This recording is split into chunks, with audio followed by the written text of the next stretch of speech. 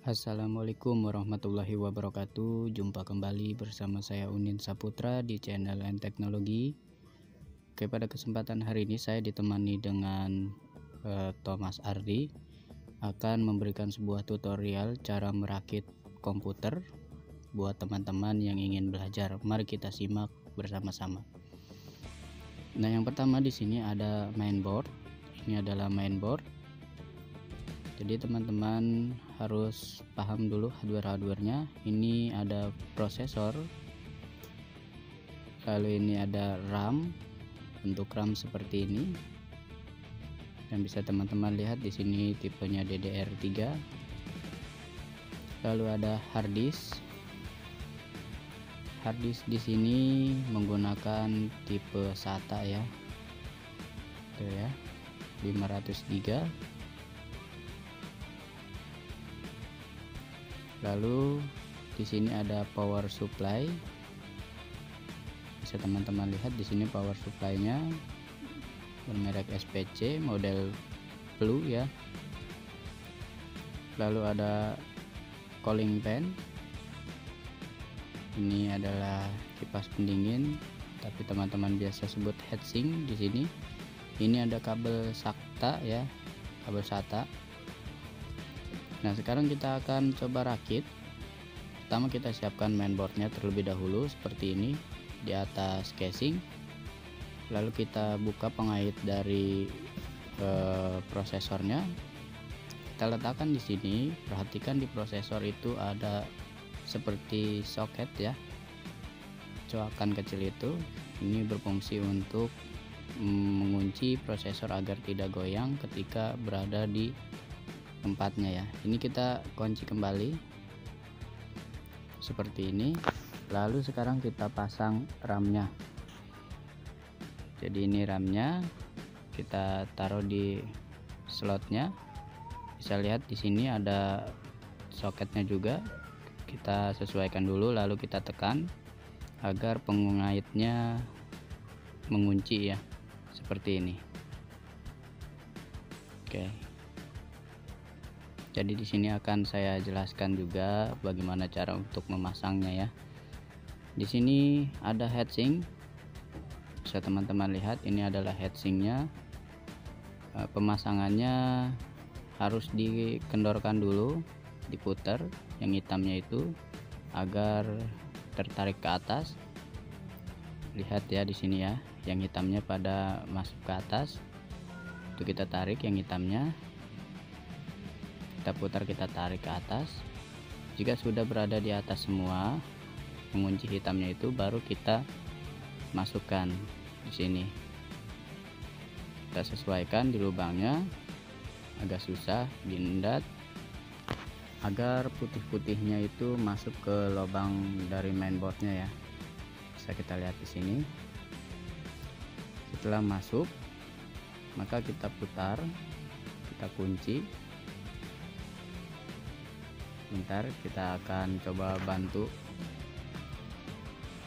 Nah, ini gambaran dari mainboardnya. Ini agak susah juga ya, jadi tolong hati-hati ketika memasang heatsink ini ya, atau cooling fan ini, karena kalau misalkan terlalu kencang mutarnya, dia bisa patah pengaitnya. Nah, caranya seperti ini untuk menguncinya. Bentar, saya ambil gambarnya dulu. Kita tekan lalu diputar ya, ini tekan diputar. Ini bisa pakai obeng min juga ya, nekan diputar agar terkunci. Bisa kita lihat di sini udah terpasang. Untuk heatsinknya diputar seperti itu, sudah kencang. Lalu setelah heatsink, di sini kita akan pasang ini ya. Ini adalah pelindungnya agar debu tidak masuk ya di bagian casing, tapi nanti dulu. Sekarang kita pasang ini. Jadi setelah heatsink kita pasang power supply. Adanya di sini ya. Harus teman-teman ingat. Bautnya juga jangan sampai tertukar ya. Oke, ini kita pasang power supply-nya. Kita taruh di sini bautnya, lalu kita putar. Kita akan percepat.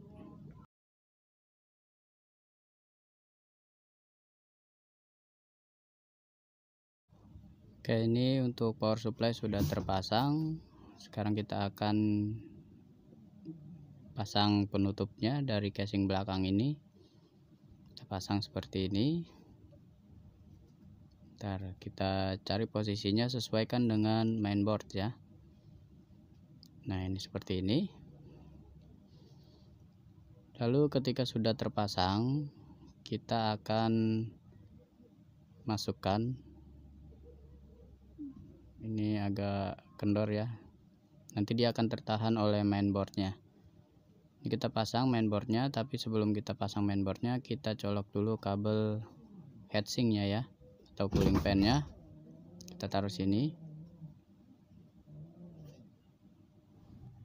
Oke, untuk kabel heatsink sudah terpasang. Sekarang kita coba atur pemasangan untuk kabel yang dari power supply-nya ya. Ini pemasangannya ada di sini, lihat. Itu ada penjepitnya seperti ini. Lalu ada yang kecil ini ya. Kita cari lagi, jika di mainboardnya ada soket untuk power supply yang kecil, maka kita taruh di sini. Namun jika tidak ada, berarti dia menyatu dengan yang panjang itu, yang barusan kita pasang ya. Nah, di sini kita akan pasang kabel dari bagian casing, yaitu ada port USB. Ini kita pasang, bisa teman-teman lihat di sini ada tulisan USB di mainboardnya dan juga di kabelnya.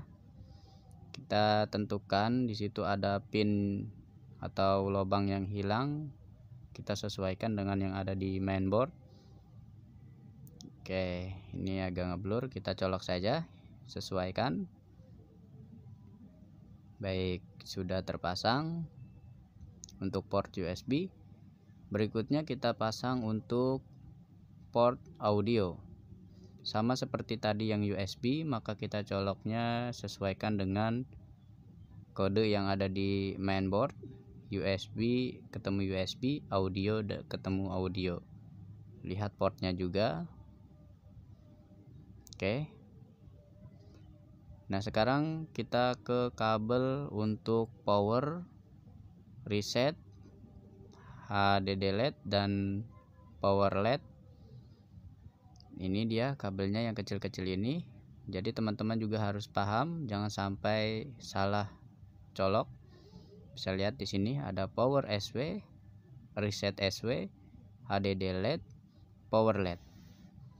Nah, cara pemasangannya tolong diperhatikan dengan sebaik-baiknya dan diingat, atau kalau perlu dicatat ya. Di sini akan saya jelaskan. Nah, di sini di kabelnya sudah ada tulisan juga power SW. Kita lihat di portnya pada mainboard. Kita lihat di sini. Nah, ini yang akan saya colok adalah power SW. Bisa teman perhatikan ya. Di bawah pin dari power SW, di situ ada pin yang hilang. Jadi kita berfokus ke pin yang hilang. Maka di atas power SW seperti ini. Di atasnya itu ada power LED, di sampingnya ada HDD LED dan reset SW. Seperti ini gambarannya ya teman-teman, jadi tolong dipahami. Oke, sekarang kita akan colok. Bisa teman-teman lihat ada pin yang hilang, kita colok di atas pin yang hilang, yaitu power SW. Lalu kita akan colok kembali. Di sini akan kita colok untuk kabel reset. Di samping power SW itu ada reset sampingan seperti ini. Sama seperti tadi di gambarnya ya, untuk mencolok kabel-kabel yang kecil-kecil ini jangan sampai salah. Lalu di samping power SW ada power LED. Kita colok min plusnya seperti ini. Proses pencolokan kabel ini dalam kondisi mainboard masih di luar casing ya. Lalu setelah itu di sampingnya lagi, untuk di samping reset SW ada HD delete. Kita colok HD delete. Nah, seperti ini teman-teman. Jadi jangan dianggap sepele ya untuk kabel-kabel yang kecil ini, karena kalau salah colok maka tidak akan bisa nyala PC-nya. Sekarang kita masukkan mainboardnya dengan hati-hati. Ketika kabel dari power supply sudah terpasang dan juga power reset USB dan audio pun sudah terpasang, kita pasang mainboardnya dan kita baut. Lalu berikutnya kita pasang harddisk. Cara memasang harddisk seperti ini teman-teman. Kita cari saja posisi yang enak yang ada di bagian depannya. Lalu kita cari untuk lubang bautnya, kita sesuaikan. Bisa teman-teman lihat di sini ada 2 lubang. Kita akan baut agar kencang. Oke, untuk harddisk sudah terpasang. Sekarang kita pasang untuk kabel power SATA-nya.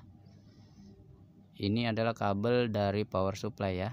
Ada tulisannya di sini SATA. Ini adalah power untuk harddisk. Kita colok seperti ini di harddisknya. Lalu kita ambil kabel SATA, kita colok kembali. Ini adalah SATA data untuk harddisk. Kita colok dulu yang di mainboardnya, ataupun bisa juga yang di harddisknya. Kita lihat portnya, kita sesuaikan, lalu kita tekan, lalu kita ke harddisknya, kita colok juga. Jika tidak pas maka itu bukan pasangannya, kita putar seperti ini. Oke, untuk kabel SATA untuk harddisk sudah terpasang. Ini sudah terakit. Kabelnya jangan lupa dirapihkan dengan menggunakan tali shroud ataupun karet ya, agar lebih rapi. Namun di sini saya akan rapikan begini saja agar tidak terkena heatsink ketika kipasnya berputar. Kita akan tutup teman-teman karena sudah rapi. Jangan lupa untuk dibaut casingnya. Jadi teman-teman, ini adalah yang bernama casing ya. Casing itu adalah rumahnya, rumah dari hardware yang ada di dalamnya. Sekarang akan kita coba untuk tes apakah berhasil untuk rakitan kita. Kita colok dulu kabel powernya, lalu kita colok ke listrik. Nah, ini sudah berputar. Jika teman-teman kurang yakin, di sini akan saya coba untuk menginstruksikan Thomas untuk menyalakan monitor ke PC-nya, dan kita akan nyalakan ulang. Nah, ini sudah nyala, berarti sudah berhasil.